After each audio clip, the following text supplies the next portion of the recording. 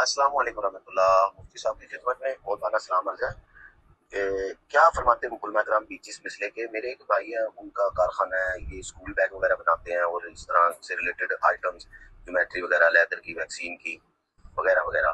उन्होंने एक अपनी पार्टी को माल दे दिया। पार्टी ने बोला 1 महीने बाद पैसे देता हूँ या 20 दिन बाद पैसे देता हूँ।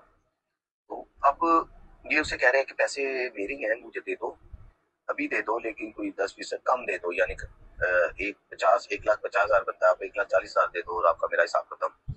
तो मुफ्ती साहब से सवाल ये है कि ऐसा करना जायज है शरीयत की रूह से, या किसी और दोस्त को बोलना यार ये चेक ले लो, 1 महीने बाद ये पैसे मिलेंगे, तुम कैश करा लेना, 1,50,000, मुझे 1,40,000 दे दो रजामंदी से। तो अगर वो कोई ऐसा ले ले, हमारे लिए ऐसा करना कैसा, और अगर कोई मान जाए इस बात को उसके लिए कैसा।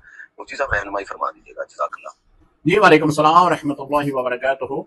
इसकी सूरत यह है कि अगर आप किसी को 1 लाख रुपए का माल बेचते हैं तो उसे आप कहें कि आप अभी देते हैं तो आप 1 लाख रुपया दें, आप 2-3 माह के बाद देंगे तो 1,20,000 रुपया दें। तो आपको इख्तियार है, क्योंकि आपके पास वो चीज़ है, आप उसके मालिक हैं, आप उसकी कीमत कम भी लगा सकते हैं, ज्यादा भी लगा सकते हैं। तो 1 लाख रुपए में अगर फिल फरोख्त कर रहे हैं तब भी जायज है। अगर आपको 2 महीने की उसे मोहलत भी दे रहे हैं और कह रहे हैं कि आपने फिर 1,20,000 देना है, तो ये भी शरन जायज होगा। तो इसमें जो सूरत नाजायज है वो ये है कि अगर आप अपने पैसों के ऊपर मजीद तजारत नहीं बल्कि वैसे ही नफा हासिल कर रहे हैं तो ये सूद होगा, ये शरन जायज नहीं होगा। अस्सलाम वालेकुम रहमतुल्लाहि व बरकातहू।